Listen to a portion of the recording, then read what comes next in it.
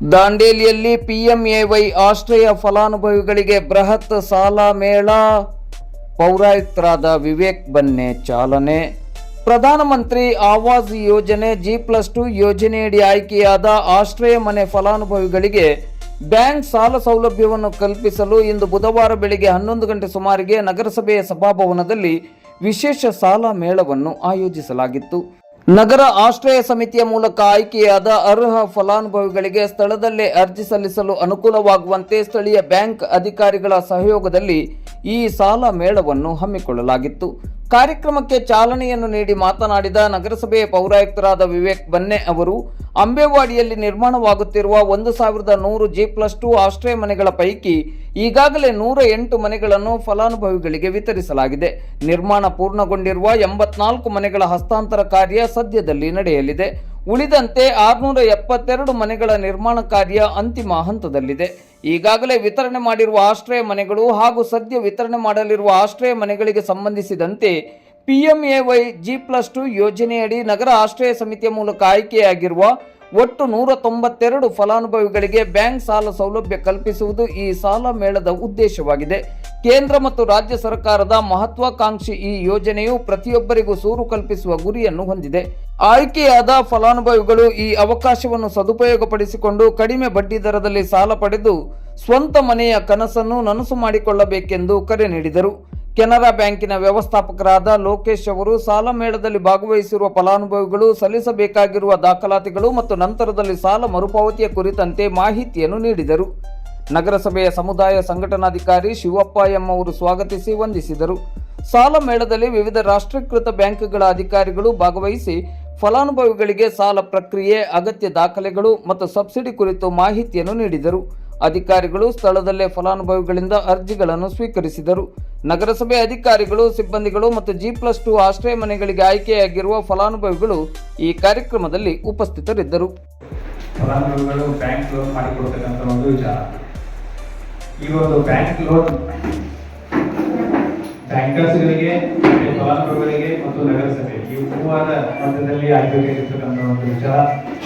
So ಒಂದು ಫಲಾನುಭವಿಗಳು ಕೊಡ್ತಕ್ಕಂಥ ಕಾಗದ ಪತ್ರಗಳು ಬ್ಯಾಂಕರ್ಸ್ಗೆ ಬೇಕಾಗಿರ್ತಕ್ಕಂಥ ಕಾಗದ ಪತ್ರಗಳಲ್ಲಿ ಸಾಕಷ್ಟು ವ್ಯತ್ಯಯ ಇರೋದ್ರಿಂದ ಫಲಾನುಭವಿಗಳಿಗೆ ಅನುಕೂಲ ಆಗಲಿ ಅಂತಕ್ಕಂಥ ಒಂದು ನಿಟ್ಟಿನಲ್ಲಿ ನಾವು ಎಲ್ಲ ಬ್ಯಾಂಕರ್ಸ್ಗಳಿಗೆ ಒಂದು ಮನವಿ ಮಾಡಿಕೊಂಡು ಈ ಒಂದು ಬ್ಯಾಂಕ್ ಲೋನ್ ಮೇಳ ಅಂತಕ್ಕಂಥ ಒಂದು ಕಾರ್ಯಕ್ರಮವನ್ನು ನಾವು ಹಮ್ಮಿಕೊಂಡಿದ್ದೇವೆ. ಈ ಒಂದು ಕಾರ್ಯಕ್ರಮ ಹಮ್ಮಿಕೊಳ್ಳಿಕ್ಕೆ ಸನ್ಮಾನ್ಯ ಜಿಲ್ಲಾಧಿಕಾರಿಗಳು ಹಾಗೂ ಸನ್ಮಾನ್ಯ ಶಾಸಕರು ಬಹಳಷ್ಟು ನಮಗೆ ನಿರ್ದೇಶನಗಳನ್ನ ಕೊಟ್ಟಿದ್ದು. ಆ ಒಂದು ನಿಟ್ಟಿನಲ್ಲಿ ಇವತ್ತೊಂದು ಈ ಕಾರ್ಯಕ್ರಮಗಳನ್ನು ನಾವು ಹಮ್ಮಿಕೊಂಡಿದ್ದೇವೆ. ಈಗ ನಾವು G+2 ಅಂತಕ್ಕಂಥ ಒಂದು ಪ್ರಾಜೆಕ್ಟ್, ಅಫೋರ್ಡೆಬಲ್ ಹೌಸಿಂಗ್ ಪ್ರಾಜೆಕ್ಟ್ ಅಂತಕ್ಕಂಥ ಒಂದು ಪ್ರಾಜೆಕ್ಟ್ ಅನ್ನು ಕೈಗೆತ್ತಿಕೊಂಡಿದ್ವಿ. ದಾಂಡೇಲಿ ನಗರದಲ್ಲಿ ಇರ್ತಕ್ಕಂಥ ಸಾಕಷ್ಟು ವಸತಿ ರಹಿತ ಮತ್ತು ನಿವೇಶನ ರಹಿತ ಜನರಿಗೆ ಮನೆಗಳನ್ನ ಕೊಡಬೇಕು ಅಂತಕ್ಕಂಥ ಒಂದು ವಿಚಾರದಿಂದ ಸನ್ಮಾನ್ಯ ಶಾಸಕರ ಅಧ್ಯಕ್ಷತೆಯಲ್ಲಿ ನಡೆಸಿರ್ತಕ್ಕಂಥ ಒಂದು ಸಭೆಯಲ್ಲಿ ತೀರ್ಮಾನಿಸಿ ಈ G+2 ಮನೆಗಳನ್ನ ಹಂಚಿಕೆ ಮಾಡಬೇಕು. G+2 ಮನೆಗಳನ್ನ ಕಟ್ಟಿ ಫಲಾನುಭವಿಗಳಿಗೆ, ನಿರಾಶ್ರಿತರಿಗೆ, ವಸತಿ ರಹಿತರಿಗೆ ಒಂದು ಹಂಚಿಕೆ ಮಾಡಬೇಕು ಅಂತಕ್ಕಂಥ ಮಹತ್ವಾಕಾಂಕ್ಷಿ ಯೋಜನೆಯನ್ನು ನಾವು ಹಮ್ಮಿಕೊಂಡಿದ್ವಿ ನಗರಸಭೆ ವತಿಯಿಂದ. ಆದ್ರೆ ನಾವು ಕರ್ನಾಟಕ ಹೌಸಿಂಗ್ ಬೋರ್ಡ್ ಅಂತಕ್ಕಂಥ ಒಂದು ಬೋರ್ಡ್ಗೆ ಈ ಒಂದು ನಿರ್ಮಾಣ ಕಾರ್ಯವನ್ನ ಎಕ್ಸಿಕ್ಯೂಟ್ ಮಾಡಿ ಕೊಡಿ ಅಂತಕ್ಕಂಥ ಒಂದು ಮನವಿಯನ್ನು ಮಾಡ್ಕೊಂಡಿದ್ವಿ. ಅವರು ಮನವಿಯ ಮೇರೆಗೆ ಅವರು ಮಾಡ್ತಾ ಇದ್ರು. ದುರದೃಷ್ಟವಶಾತ್ ಒಂದು 2017-18ರಲ್ಲಿ ಪ್ರಾರಂಭ ಆಗಿರ್ತಕ್ಕಂಥ ಕಾಮಗಾರಿ 2021ನೇ ಸಾಲಿನಲ್ಲಿ ಕೋವಿಡ್ ಲಾಕ್ಡೌನ್ ಆಗಿರ್ತಕ್ಕಂಥ ಒಂದು ಸಂದರ್ಭದಲ್ಲಿ ಒಂದು 2 ವರ್ಷ ಡಿಲೇ ಆಗಿದ್ದ ಕಾರಣಕ್ಕಾಗಿ ಅವಾಗ ಏನಾದರೂ ಒಂದು ಕಾಸ್ಟ್ ಇತ್ತು, ಕನ್ಸ್ಟ್ರಕ್ಷನ್ ಒಂದು ಬೆಲೆ ಮೌಲ್ಯ ಇತ್ತು, ಆ ಮೌಲ್ಯದಲ್ಲಿ ವ್ಯತ್ಯಯ ಆಯಿತು, ಬಹಳಷ್ಟು ವ್ಯತ್ಯಾಸ ಆಗಿದ್ದರಿಂದ ಆ ಕಾಂಟ್ರಾಕ್ಟರ್ಗೆ ಮತ್ತೆ ಕರ್ನಾಟಕ ಹೌಸಿಂಗ್ ಬೋರ್ಡ್ಗೆ ಮತ್ತೆ ನಿಮ್ಮ ಕಡೆಯಿಂದ ಬಂದಿರತಕ್ಕಂಥ ಕಾಂಟ್ರಿಬ್ಯೂಷನ್ಗೆ, ನಗರಸಭೆ ಪೇ ಮಾಡ್ತಕ್ಕಂಥ ಕಾಂಟ್ರಿಬ್ಯೂಷನ್ಗೆ ಸ್ವಲ್ಪ ವ್ಯತ್ಯಾಸ ಆಯಿತು. ಅಷ್ಟು ಅಮೌಂಟ್ ಅನ್ನು ನಮಗೆ ಕೊಡ್ಲಿಕ್ಕೆ ಆಗಲಿಲ್ಲ, ನಿಮಗೂ ಕೂಡ ಕೊಡ್ಲಿಕ್ಕೆ ಆಗಲಿಲ್ಲ. ಸರ್ಕಾರದ ಕೂಡ ಪಾಲಿಸಿ ಅವಾಗ ಒಂದ್ಸಲ ಅಪ್ರೂವಲ್ ಆಗಿರ್ತಕ್ಕಂಥ ಪಾಲಿಸಿಯಲ್ಲಿ ಚೇಂಜಸ್ ಮಾಡೋಕ್ಕೂ ಕೂಡ ಆಗಲಿಲ್ಲ. ಹೀಗಾಗಿ ಕಳೆದ ಒಂದು 9 ವರ್ಷಗಳಿಂದ ಈ ಯೋಜನೆ ಪ್ರಗತಿಯಲ್ಲಿದೆ ಹೊರತು ಸಂಪೂರ್ಣವಾಗಿ ಅದನ್ನ ಕ್ಲೋಸ್ ಮಾಡೋಕ್ಕಾಗಿಲ್ಲ. ಇದು ಈ ಒಂದು 1100 ಮನೆಗಳನ್ನ ಕೊಡ್ಬೇಕಾಗಿರ್ತಕ್ಕಂಥ ಒಂದು ನಿರ್ಮಾಣ ಕಾಮಗಾರಿಗಳ ಪೈಕಿ 1100 ಪೈಕಿ 236 ಮನೆಗಳು ಇನ್ನೂ ಕೂಡ ಫೌಂಡೇಶನ್ ಲೆವೆಲ್ ಅಲ್ಲಿ ಇದೆ. 672 ಮನೆಗಳು ರೂಫ್ ಲೆವೆಲ್ ಅಂದ್ರೆ ಸ್ಟ್ರಕ್ಚರ್ ಸಂಪೂರ್ಣವಾಗಿ ಕಂಪ್ಲೀಟ್ ಆಗಿದೆ. ಆದ್ರೆ ಅದ್ರ ಹೊರಗಡೆ ಇರ್ತಕ್ಕಂಥ tiles, bathroom fittings, plumbing work, electrical work, ಅದಾದ ನಂತರ ಟೈಲ್ಸ್, ವಿಂಡೋಸ್, ಡೋರ್ಸ್, ಈ ತರ ವಾಟರ್ ಸಪ್ಲೈ, ಈ ತರ ಸಣ್ಣ ಪುಟ್ಟ ಕೆಲಸಗಳು ಬಾಕಿ ಇದೆ 672 ಮನೆಗಳಲ್ಲಿ. ಅದಾದ ನಂತರ 192 ಮನೆಗಳನ್ನ ನಾವು ಆಲ್ರೆಡಿ ಕಂಪ್ಲೀಷನ್ ಮಾಡಿದ್ದೇವೆ. ಕಂಪ್ಲೀಷನ್ ಮಾಡಿ ಹ್ಯಾಂಡ್ ಓವರ್. ಅದರ ಪೈಕಿ 192 ಪೈಕಿ 108 ಮನೆಗಳನ್ನ ನಾವು ಈಗಾಗಲೇ ಫಲಾನುಭವಿಗಳಿಗೆ ಹಸ್ತಾಂತರ ಕೂಡ ಮಾಡಿದ್ದೇವೆ. ಈ ಫಲಾನುಭವಿಗಳನ್ನ ಆಯ್ಕೆ ಕೂಡ ಮಾಡಲಾಗಿದೆ. ಆಯ್ಕೆ ಮಾಡಿ ಯಾರಿಗೆ ಯಾವ ಬ್ಲಾಕ್ ನಲ್ಲಿ, ಯಾವ ಫ್ಲೋರ್ ನಲ್ಲಿ ಮತ್ತೆ ಯಾವ ಮನೆ ಸಂಖ್ಯೆಯ ಮನೆಯನ್ನು ಕೊಡಬೇಕಾಗಿರತಕ್ಕಂಥದ್ದು ಲಾಟರಿ ಮೂಲಕ ಆಯ್ಕೆ ಮಾಡಿ ಈಗಾಗಲೇ ಅದು ಅಲಾಟ್ಮೆಂಟ್ ಆಗಿ ಪ್ರೊಸೀಜರ್ ಕಂಪ್ಲೀಟ್ ಆಗಿ ಹೋಗಿದೆ. ಆದ್ರೆ 108 ಮನೆಗಳನ್ನ ಮೊದಲನೇ ಹಂತದಲ್ಲಿ ನಾವು ಆ ಸಂಬಂಧಿಸಿದ ಫಲಾನುಭವಿಗಳಿಗೆ ಹಸ್ತಾಂತರ ಕೂಡ ಮಾಡಿದ್ದೇವೆ. ಈಗ ಎರಡನೇ ಹಂತದಲ್ಲಿ ನಾನು ಬಂದಾಗಿಂದ ಅದಕ್ಕೆ ಸತತವಾದ ಒಂದು ಪ್ರಯತ್ನವನ್ನು ಮಾಡಿ ನಮ್ಮೆಲ್ಲ ನಗರಸಭೆ ಸಿಬ್ಬಂದಿಗಳು ಕೂಡ ಸಾಕಷ್ಟು ಪ್ರಯತ್ನ ಮಾಡಿ ನಿಮ್ಮ ಒಂದು ಮನವಿಗಳನ್ನ ಕೂಡ ನಾವೆಲ್ಲ ಪರಿಗಣಿಸಿ ಬ್ಯಾಂಕರ್ಸ್ ಕಡೆಯಿಂದ ಸಾಕಷ್ಟು ನಾವು ಕೋಆಪರೇಷನ್ ಪಡೆದುಕೊಂಡು 84 ಮನೆಗಳನ್ನ ಈಗ ಕಂಪ್ಲೀಟ್ ಮಾಡಿದ್ದೇವೆ. 84 ಮನೆಗಳನ್ನ ಹಸ್ತಾಂತರ ಮಾಡತಕ್ಕಂಥ ಒಂದು ಪ್ರಕ್ರಿಯೆಗೆ ನಾವು ಚಾಲನೆ ಕೊಡಬೇಕಾಗಿದೆ.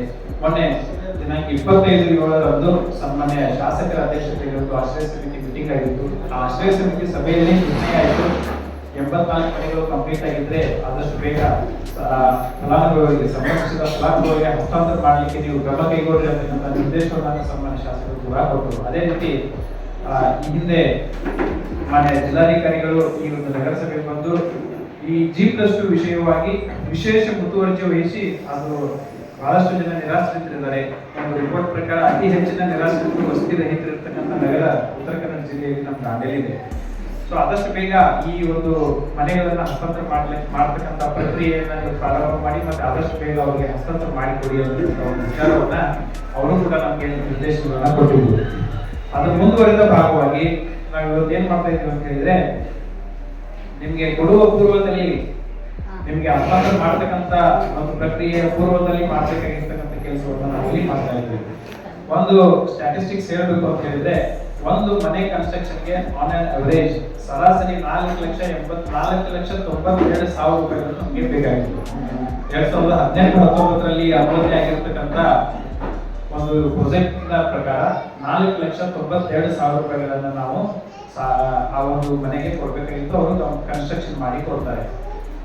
ಆದ್ರೆ 4,92,000 ರೂಪಾಯಿಗಳ ಪೈಕಿ 1,50,000 ಪ್ರಧಾನಮಂತ್ರಿ ಆವಾಸ್ ಯೋಜನೆ ಅಂತಕ್ಕಂಥ ಕೇಂದ್ರ ಸರ್ಕಾರದಿಂದ ಬರ್ತದೆ. ಆಮೇಲೆ 1,00,000 SC ST ಆಗಿದ್ದಲ್ಲಿ 1,80,000 ಹಾಗೂ OBC ಮತ್ತೆ ಅದರ್ ಜನರಲ್ ಆಗಿದ್ದಲ್ಲಿ 1,20,000 ನಮ್ಮ ರಾಜ್ಯ ಸರ್ಕಾರದಿಂದ ಬರ್ತದೆ. ಇನ್ನು ಉಳಿದಿರ್ತಕ್ಕಂಥದ್ದು 70,000 ರೂಪಾಯಿಗಳನ್ನ ನಾವು ಬೆನಿಫಿಷರಿ ಇನ್ ಕ್ಯಾಶ್ ಅವರು ನಮಗೆ ಕಾಂಟ್ರಿಬ್ಯೂಷನ್ ಅಂತ ಕೊಡ್ಬೇಕಾಗಿತ್ತು. ಆಮೇಲೆ ಕೆಲವು ಸ್ವಲ್ಪ ಅಮೌಂಟ್ ಅನ್ನ 30,000 ರೂಪಾಯಿಗಳನ್ನ ನಮ್ಮ ನಗರಸಭೆಯಿಂದ ಅವರಿಗೆ ಕಾಂಟ್ರಿಬ್ಯೂಷನ್ ಅಂತ ಕೊಡ್ಬೇಕಾಗಿತ್ತು. ನಾವು ನಗರಸಭೆಯಿಂದ ಕೊಡ್ತಕ್ಕಂಥದ್ದನ್ನ ಕೊಟ್ಟಿದ್ದೇವೆ. ಆದ್ರೆ ಇನ್ನೊಂದು ಅದರಲ್ಲಿ ಕಾಂಪೋನೆಂಟ್ ಇರ್ತಕ್ಕಂಥದ್ದು ಲೋನ್ ಮಾಡಿ ಕೊಡ್ಬೇಕು. ಈಗೇನ್ ಫಲಾನುಭವಿಗಳಿದ್ದೀರಾ 1,20,000 ರೂಪಾಯಿಗಳನ್ನ ಲೋನ್ ಮಾಡಿ ಪ್ರತಿ ಮನೆಗೆ 1,20,000 ರೂಪಾಯಿಗಳನ್ನ ಲೋನ್ ಮಾಡಿ ಬ್ಯಾಂಕಿನಿಂದ ಲೋನ್ ಪಡೆದು ಆ ಒಂದು ಪ್ರಾಜೆಕ್ಟ್ ಕಂಪ್ಲೀಷನ್ಗೆ ಕೊಡ್ಬೇಕಾಗಿತ್ತು. ಆದ್ರೆ ಕಾರಣಾಂತರಗಳಿಂದ ಕಾಗದ ಪತ್ರದಲ್ಲಿಯ ಕಡತದಲ್ಲಿಯ ಒಂದು ನ್ಯೂನತೆಗಳಿಗೆ ಸಂಬಂಧಿಸಿದಂತೆ ಅದು ಈ ಲೋನ್ ಪ್ರಕ್ರಿಯೆ ಪೂರ್ತಿಯಾಗಿಲ್ಲ. ಈ ಒಂದು 4-5 ವರ್ಷಗಳ ಹಿಂದೆ ಒಂದ್ಸಲ ಲೋನ್ ಸ್ಯಾಂಕ್ಷನ್ ಮಾಡಬೇಕು ಅಂತಕ್ಕಂಥ ಈ ಒಂದು ಪ್ರಕ್ರಿಯೆಯನ್ನ ಈ ನಗರಸಭೆಯಿಂದ ಕೈಗೆತ್ತಿಕೊಂಡು ಸುಮಾರು 490 ಜನರಿಗೆ ಲೋನ್ ಅನ್ನ ಸ್ಯಾಂಕ್ಷನ್ ಮಾಡಲಾಗಿತ್ತು. ಆದ್ರೆ ಆ ಸಮಯದಲ್ಲಿ ಅದು ಸಂಪೂರ್ಣವಾಗಿ ಕನ್ಸ್ಟ್ರಕ್ಷನ್ ಪೂರ್ತಿ ಆಗಿರಲಿಲ್ಲ ಅನ್ನೋ ಒಂದು ಕಾರಣಕ್ಕಾಗಿ ಆ ಲೋನ್ ಅನ್ನ ಡಿಸ್ಬರ್ಸ್ ಮಾಡಲಿಲ್ಲ. ಸೊ ಹೀಗಾಗಿ ಆ ಲೋನ್ ಹಾಗೆ ಉಳಿತು.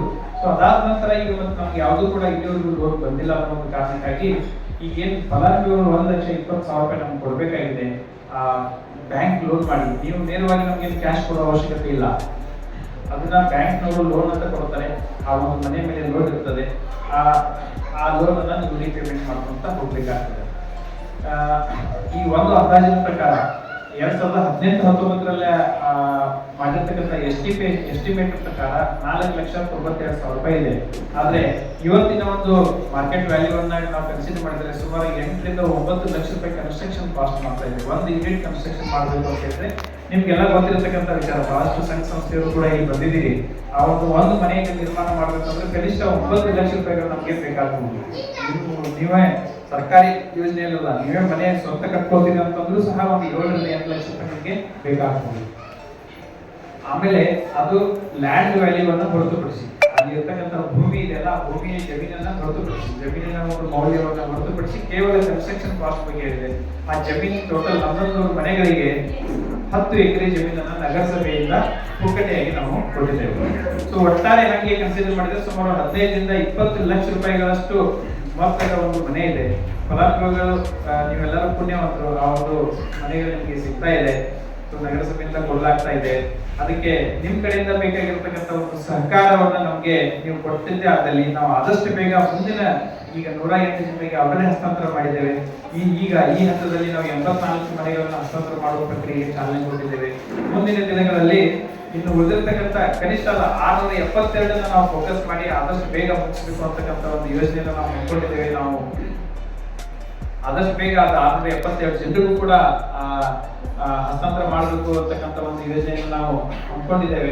ಸೊ ಅದು ಆಗ್ಬೇಕು ಅಂತಂದ್ರೆ ನಿಮ್ಮ ಸಹಕಾರ ಬಹಳ ಅವಶ್ಯಕತೆ ಇದೆ ಅಂತಕ್ಕಂಥ ವಿಚಾರ. ಈಗ 1,20,000 ರೂಪಾಯಿ ಲೋನ್ಗೆ ನೀವು ಏನೇನು ಕಾಗದ ಪತ್ರಗಳನ್ನ ಕೊಡಬೇಕು ಮತ್ತೆ ಯಾವ ರೀತಿ ಅದನ್ನ ಲೋನ್ ಅನ್ನ ಸ್ಯಾಂಕ್ಷನ್ ಮಾಡಿಸ್ಕೊಡ್ಬೇಕು ಅಂತಕ್ಕಂಥದ್ದನ್ನ ನಿಮಗೆ ಗೈಡ್ ಮಾಡಲಿಕ್ಕೆ ಈ ದಾಂಡೇಲಿ ನಗರದಲ್ಲಿ ಇರ್ತಕ್ಕಂಥ ಎಲ್ಲ ವಿವಿಧ ಬ್ಯಾಂಕ್ಗಳ ಮ್ಯಾನೇಜರ್ಸ್ ಗಳೇ ತಾವೇ ಖುದ್ದಾಗಿ ತಮ್ಮ ಒಂದು ಬ್ಯಾಂಕ್ ಅನ್ನ ಬಿಟ್ಟು ಇಲ್ಲಿ ನಮ್ಮ ನಗರಸಭೆಯಲ್ಲೇ ಬ್ಯಾಂಕ್ ಓಪನ್ ಮಾಡಿದ್ದಾರೆ ಇವತ್ತು. ಸೊ ಈ ಒಂದು ಮೇಳದ ಸದುಪಯೋಗವನ್ನು ನೀವು ಎಲ್ಲರೂ ಕೂಡ ಫಲಾನುಭವಿಗಳು ಪಡೆದುಕೊಳ್ಬೇಕು ಅಂತಕ್ಕಂಥ ವಿನಂತಿಯನ್ನ ಮಾಡ್ಕೊಳ್ತೇನೆ.